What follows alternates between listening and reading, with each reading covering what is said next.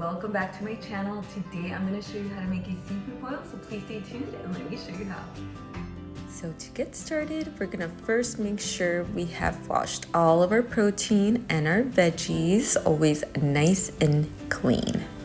And of course, the first step is getting our broth ready. We're going to add our seasoning packet. You already know which one, the one that starts with the Z. Some onion, some whole garlic cloves. I like to give them a quick mash with a knife.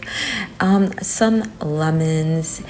And yeah, you guys, I know it's gonna seem a little bit weird what I'm about to do, but trust me on this one, it's gonna take your broth to a whole nother level. That is freshly squeezed orange juice.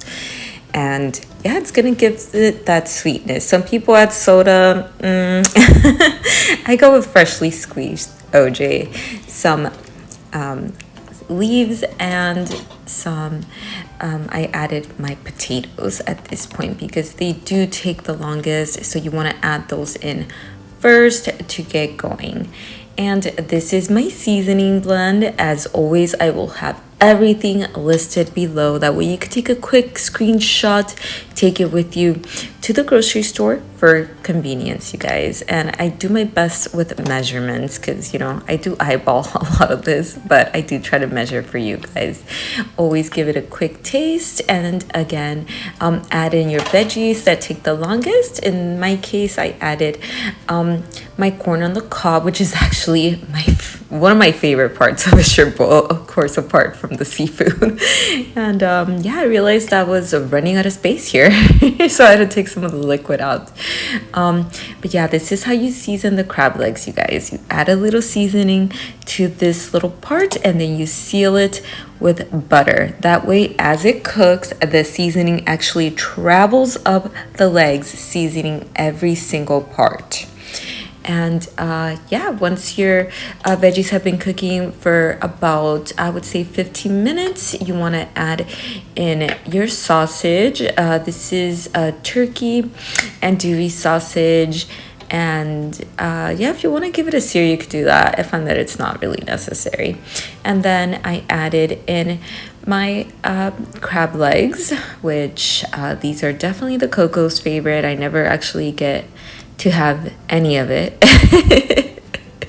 But that's okay, right? I think cooking is a way to show love towards your loved ones. At least in my opinion, that's my favorite part. My favorite part is watching others enjoy my food. And yeah, at this point, it's not going to take much longer. As you can see, everything's looking real yummy. And now we're gonna get our sauce ready. And you're wondering, our sauce? Yeah, this is actually how I do it, you guys. That is a whole yellow onion right there, just finely minced. Get it as small as you can. And yeah, saute until that is translucent. And then you go ahead and add your garlic. And you guys already know I'm garlic girl, so I had to add about, 2 to 3 heads. Definitely trying to repel those vampires. Then I added, of course, my seasoning. And yeah, I added a little bit of oil. Sorry, my camera did drop a little bit there. But here we are with the better view. I added a little bit more 𝑬𝑏𝑜𝑜, make sure nothing is sticking, but still getting in, a nice saute. Always do this on, medium-high heat, just because I always like to cook at medium-high heat. I don't know why. And yeah, you guys, I like to do like a separate sauce apart from, the boiling liquid, because that stuff, it's just mostly water. It's not gonna have, there's only so much flavor that you can get from water. And for me, a shrimp boil is all about the sauce, so, I make my own separate sauce. This is just the way that I do it. And another thing that I like to do is add gochujang. It is this chili paste. It just has that 𝘱𝘕𝑗 For me, I like, flavorful heat. I don't want just heat that's gonna burn my taste buds. I like to taste different layers. So for me, this works amazing because it's spicy. You know, there's also chili powder and cayenne in here, so there's heat. Believe me, there's heat. But the gochujang is just gonna add that extra layer.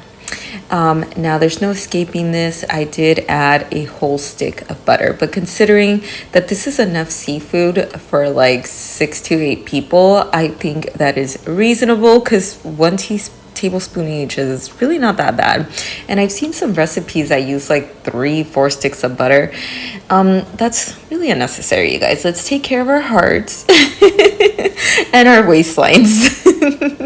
You know, you can add flavor without going overboard on these things. I always like to adjust where I can to make my recipes a little bit healthier. And trust me, we are not lacking when it comes to flavor here. Flavor Town is where I live.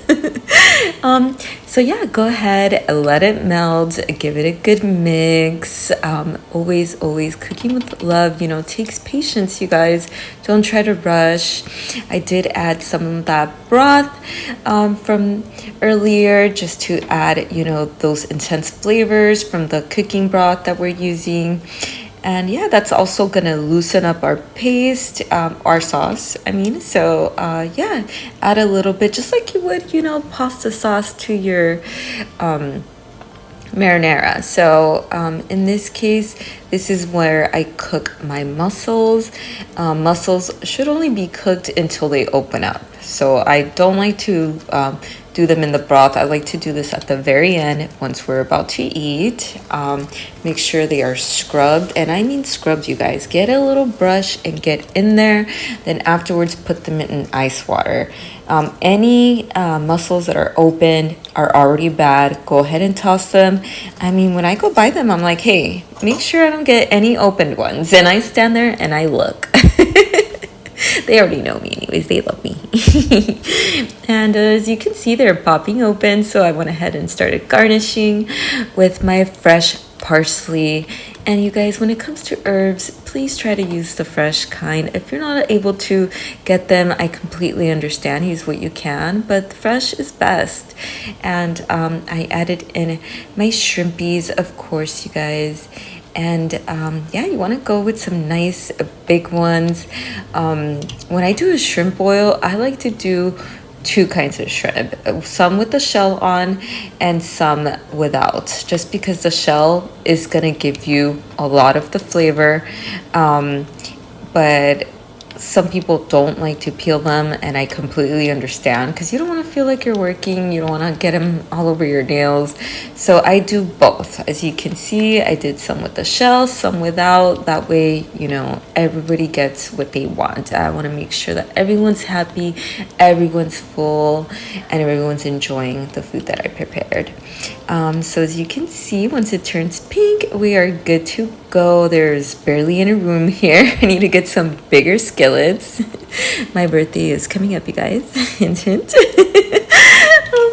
But yeah, you guys, here we are. We're completely done. So yummy. If you guys could smell this, my gosh, it is so amazing and so yummy. And yeah, you guys, at this point, I added a little bit more fresh parsley, because why not? More is more. And yeah, I do also serve this with fresh lemon wedges. So don't worry about that. You're gonna have those flavors in there. So this is how I like to plate. I like to put the heavier pieces on the bottom, assemble everything nice, and then add the rest of that sauce on top, garnish a little bit extra. Hi guys, we are at the end. I really hope you guys get to try this recipe with your loved ones. Don't forget to share, like, and comment, and I will see you guys in my next video. Bye.